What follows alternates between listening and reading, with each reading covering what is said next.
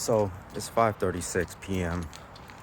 on August 19th. Today is Saturday. And as you can see, it's pretty calm out here in San Diego, California. Now I'm in the El Cajon part. There you can see the sun.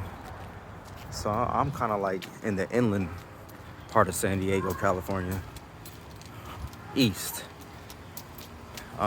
So last time I checked, I was in the direct path of this Hurricane Hillary or Tropical Storm Hillary by the time it hits us. Either way it goes, we'll see what happens, y'all. But it's calm right now. Maybe this is the calm before the storm.